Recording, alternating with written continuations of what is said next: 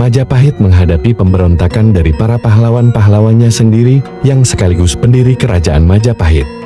Benarkah? Karena hasutan dari Mahapati Dyahalayuda. Dyahalayuda atau juga disebut Mahapati adalah tokoh yang dalam beberapa sumber sejarah disebut sebagai patih kerajaan Majapahit, pengganti Patih Nambi pada tahun 1316 Masehi. Dyahalayuda digambarkan hidup sejak pemerintahan Raden Wijaya dan Jaya Negara. Dyahalayuda digambarkan sebagai seseorang yang memperoleh kedudukan patih Majapahit dengan cara-cara yang tak terpuji, melalui adu domba dan fitnah para pejuang dan pejabat Majapahit yang dirasa menghalangi tujuannya seperti Ranggalawe, Lembu Sora, Nambi, menjadi sasaran fitnah dan adu dombanya. Meskipun terkenal piawai dalam mengadu domba lawan politiknya, serta memiliki taktik licik yang seolah-olah tiada seorang pun yang mampu menandinginya, Dyahalayuda akhirnya tumbang juga. Bahkan di akhir hayatnya ia wafat dengan tragis. Nama Dyahalayuda tercatat dalam Prasasti Siddhateka bertahun 1323 Masehi. Beberapa sejarawan menyimpulkan bahwa tokoh Dyahalayuda merupakan tokoh yang identik dengan tokoh Mahapati yang digambarkan dalam naskah Pararaton dan Kidung Sorandaka. Istilah Maha bermakna besar, sementara Pati bermakna penguasa. Dari sini dapat disimpulkan bahwa Mahapati merupakan seorang yang berambisi besar untuk menjadi penguasa.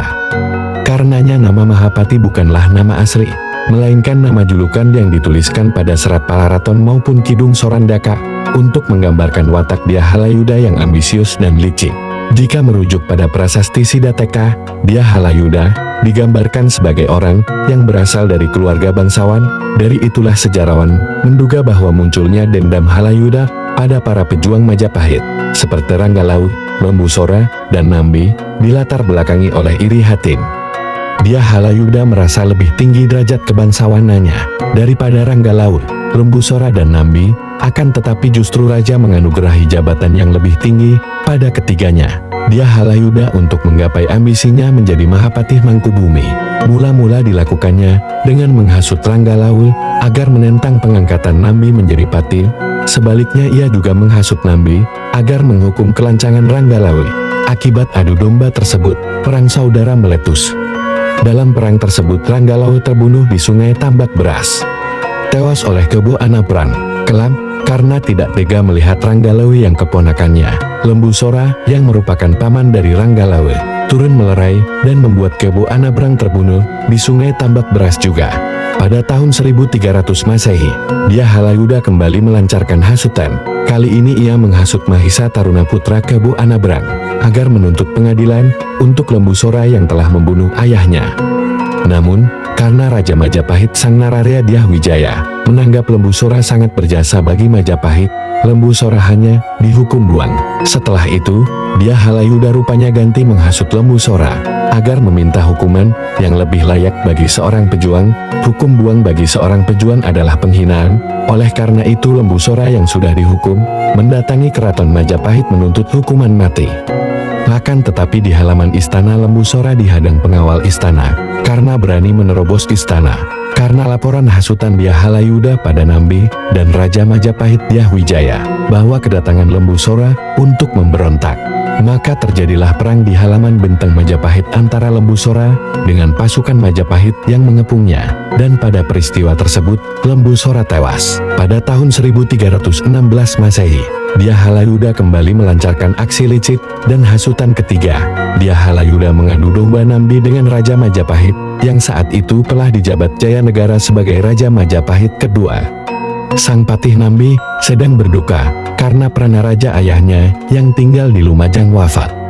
Pulang untuk mengikuti upacara duka ayahandanya, Dyahalayuda datang melayat sambil menyarankan agar Nambi beristirahat dahulu di Lumajang. Karena masih dalam suasana duka, Dyahalayuda bersedia menyampaikan permohonan tersebut pada raja. Namun di hadapan raja, Dyahalayuda justru mengabarkan bahwa Nambi tidak mau kembali ke Majapahit karena tengah mempersiapkan pemberontakan. Jaya Negara marah dan mengirimkan pasukan untuk menghancurkan Lumajang. Akibat serangan tersebut, Nambi dan seluruh keluarganya tewas. Sepeninggal Nambi, Dia Halayuda berhasil meraih ambisinya, sebab ia diangkat menjadi orang terkuat kedua setelah raja di Majapahit, yaitu menjadi Mahapati Amangkubumi Majapahit menggantikan kedudukan Nambi. Pada tahun 1319 Masehi, terjadi pemberontakan Dharmaputra Rakyan Kuti, dan dikenal pemberontakan Rakuti. Pemberontakan tersebut pada akhirnya dapat ditumpas oleh Gajah Mada. Sejak saat itu, Gajah Mada menjadi abdi yang dipercaya Raja Jayanegara. Selepas pemberontakan Rakyan Kuti, dia Halayuda masih tetap menjadi pati di Majapahit.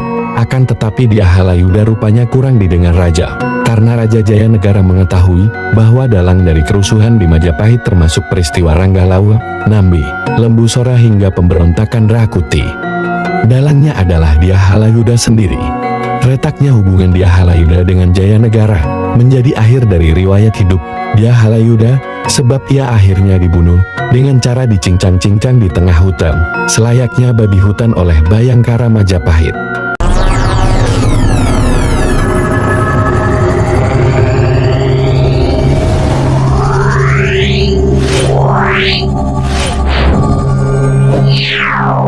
Yeah.